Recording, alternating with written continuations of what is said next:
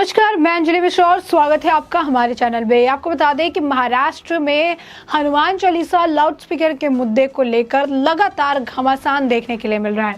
हनुमान चालीसा विवाद को लेकर गिरफ्तारी भी कई सारी हुई है और ऐसे में हनुमान चालीसा विवाद को लेकर गिरफ्तार हुए अमरावती से निर्दलीय सांसद नवनीत राणा और उनके विधायक पति रवि राणा को आखिरकार गिरफ्तारी के 11 दिन बाद सेशन कोर्ट से जमानत मिल गई है।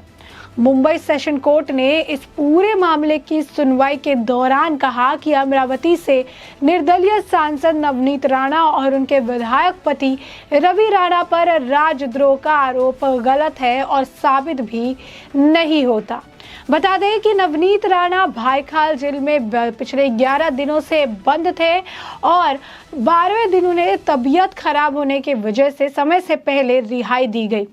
सांसद नवनीत राणा और उनके पति रवि राणा की जमानत पर महाराष्ट्र के पूर्व मुख्यमंत्री देवेंद्र फडणवीस ने कहा कि इस देश में हनुमान चालीसा बोलने पर राजद्रोह का गुनाह लगता है तो इससे मूर्खतापूर्ण बात और क्या हो सकती है। ये सरकार ही मूर्खता थी और आज कोर्ट में जमानत देकर इस मूर्खता को उजागर कर दिया है। इस पर अतुल भातखळकर ने भी ट्वीट किया और कहा कि मुंबई सत्र न्यायालय ने पाया कि नवनीत राणा और रवि राणा पर लगाया गया देशद्रोह खंड गलत है। सूडान द्वारा प्रज्वलित महाविकास अघाड़ी की सरकार को मुख्यमंत्री के कारण कितनी बार अदालत द्वारा अपमानित किया जाएगा। बता दें कि नवनीत राणा और उनके विधायक पति रवि राणा को शर्तों के साथ जमानत मिली है। राणा दंपत्ति को कोर्ट से 50,000 के निजी मुचलके पर रिहा किया गया है।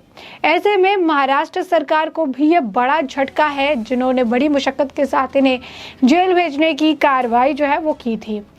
हनुमान चालीसा विवाद को लेकर गिरफ्तार हुए राणा दंपत्ति को आखिरकार गिरफ्तारी के 11 दिन बाद जो है सेशन कोर्ट से जमानत मिल गई है और महाराष्ट्र सरकार के लिए यह बड़ा झटका है। मुंबई सेशन कोर्ट ने इस मामले की सुनवाई के दौरान साफ तौर पर यह बात कही कि अमरावती के निर्दलीय सांसद नवनीत राणा और उनके विधायक पति रवि राणा पर राजद्रोह का आरोप साबित नहीं होता है।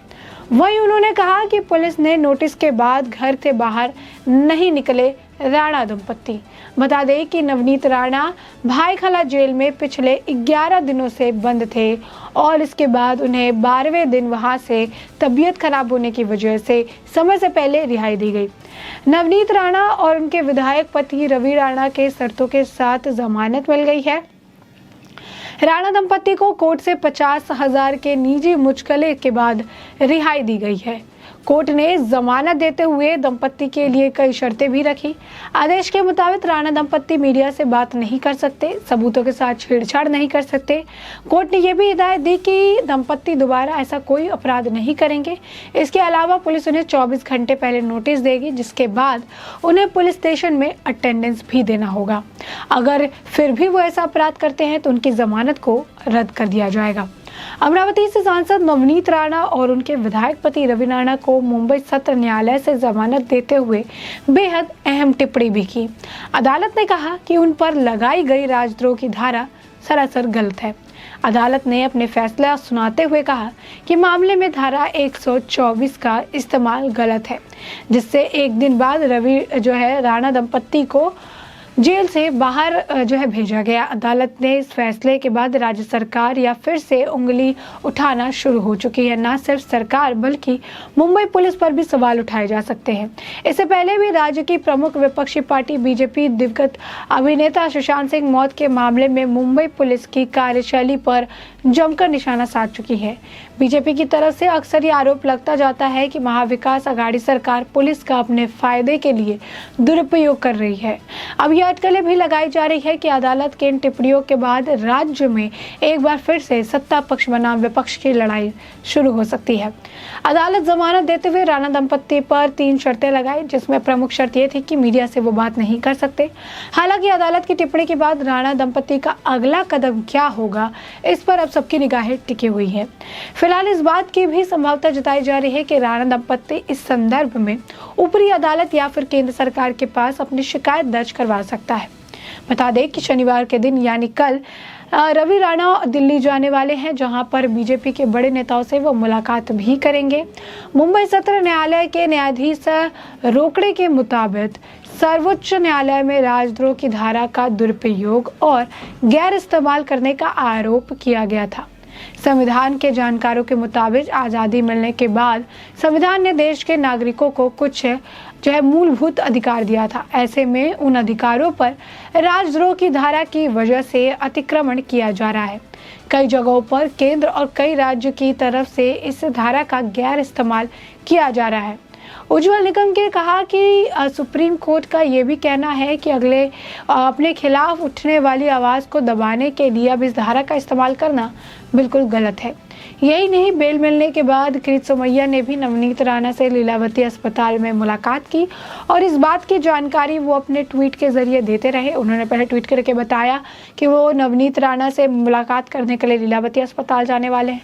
फिर जब वो लीलावती अस्पताल गए तो उन्होंने एक और ट्वीट किया। उन्होंने कहा कि नवनीत राणा से मुलाकात हुई और यहाँ पर मुझे सुन के शौक लगा कि किस तरीके से इनके साथ जेल में व्यवहार किया गया। इसके बाद फिर उन्होंने एक ट्वीट किया जिसमें उन्होंने कहा कि मैं जल्द ही भाजपा के वरिष्ठ नेताओं और सरकारी अफसरों से मुलाकात करूंगा और मुलाकात करके उनसे बात करूंगा जिस तरीके से नवनीत राणा के साथ जेल में सलूक किया गया। तो साफ तौर पर ये मामला लगातार बढ़ते जा रहा है। आपको बता दें कि गिरफ्तारी आखिर क्यों हुई थी।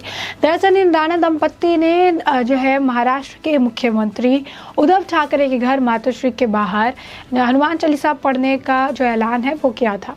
हनुमान चालीसा पढ़ने का ऐलान करने के बाद ये हुआ कि उनके घर के बाहर शिव सैनिकों की भीड़ जमा हो गई, जिन्होंने जमकर नारेबाजी की और राणा दंपत्ति को घर से निकलना मुश्किल हो गया। इसे लेकर काफ़ी बयानबाजी की गई थी। संजय राउत ने उन्हें सी ग्रेड एक्ट्रेस कहा था, 10 गज जो जमीन के नीचे गाड़ देंगे, इस तरीके की कई सारी बयानबाजी की गई थी दोनों पति पत्नी के लिए।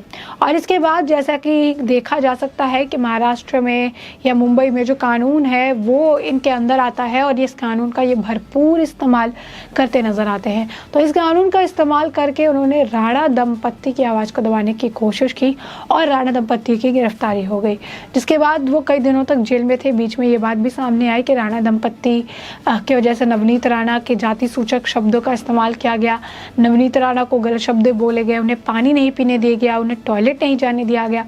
ये सारे मामले बीच में उठते रहे और इसके बाद कई बार किरीट सोमैया उनसे मुलाकात करने भी गए थे। भाजपा नेता किरीट सोमैया खार पुलिस स्टेशन में उनसे मुलाकात करने गए थे तो फिर उनके ऊपर हमला किया गया था शिव सैनिकों की तरफ से। इसे लेकर भी काफ़ी ज़्यादा बवाल कट्टा नजर आया था। तो ये हनुमान चालीसा और लाउड स्पीकर के मुद्दे से शुरुआत हुई थी और अब ये मुद्दा लगातार बढ़ता जा रहा है, लगातार तूल पकड़ता जा रहा है। ये सोचने पर मजबूर कर रहा है कि आखिर इसके पीछे का कारण क्या है, क्यों इस तरीके से सरकार द्वारा कदम उठाए जा रहे हैं, क्यों इस तरीके से माहौल को ख़राब किया जा रहा है। और ऐसे में जहाँ पर जो हनुमान चालीसा पढ़ना गुनाह नहीं है, इसके बावजूद हनुमान चालीसा पढ़ने पर किसी के ऊपर राजद्रोह का मामला दर्ज करवाया जा रहा है। यानी साफ तौर पर महाराष्ट्र में कितने निचले स्तर की राजनीति हो रही है, इस बात का अंदाज़ा आप इससे ही लगा सकते हैं कि अगर हनुमान चालीसा पढ़ रहे हैं तो उस पर राजद्रोह का आरोप लगाया जा रहा है। अब सेशन कोर्ट ने फैसला ले लिया। फैसला लेकर यह साफ बता दिया है कि राजद्रोह का आरोप सरासर गलत है। ये राजद्रोह का आरोप जो इन पर लगाया गया ये गलत है, क्योंकि किसी भी तरीके से ये आरोप साबित नहीं होता है।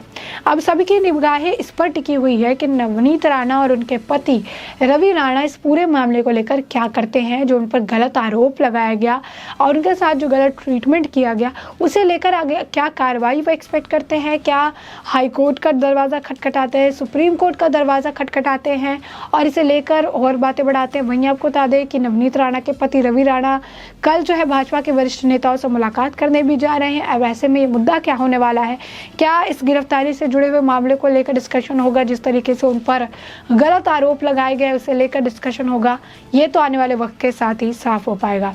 अब ऐसे में हमने आपको ये पूरा मुद्दा फिलहाल हमने आपको ये पूरा मुद्दा बड़े ही विस्तार से बता दिया है कि ये पूरा मुद्दा क्या है, किस तरीके से राणा दंपत्ति के साथ जेल में सलूक किया गया, किस तरीके से नवनीत राणा और उनके पति रवि राणा के उनके ऊपर राजद्रोह जैसे गंभीर आरोप लगाए गए। 11 दिनों तक उन्हें जेल में रखा गया, और कसूर सिर्फ इतना ही क्योंकि उन्होंने जो महाराष्ट्र के मुख्यमंत्री उद्धव ठाकरे हैं उनके घर मातोश्री के बाहर हनुमान चालीसा का पाठ करने की बात कही थी। सिर्फ इन्हीं वजह से इन्हें इतनी जो है प्रताड़ित किया गया, और अब इसे लेकर उनके पति कल बीजेपी नेताओं से मुलाकात भी करने वाले हैं। तो ऐसे में हमने आपको ये पूरा मामला बड़े ही विस्तार से बता दिया है, जो महाराष्ट्र में लाउड स्पीकर और हनुमान चालीसा को लेकर घमासान चल रहा है। सेशन कोर्ट ने क्या कहा है, राजद्रोह का आरोप का कितना गलत है, बेल मिलने के बाद भाजपा के नेताओं की क्या कुछ प्रतिक्रिया रही है, इसके बारे में भी हमने आपको अवगत करा दिया है। तो ऐसे में आपने ये पूरा मामला विस्तार से जान और समझ लिया है, और अब इस पूरे मामले पर आपकी भी जो राय हो हमें कमेंट सेक्शन में कमेंट करके ज़रूर बताएं।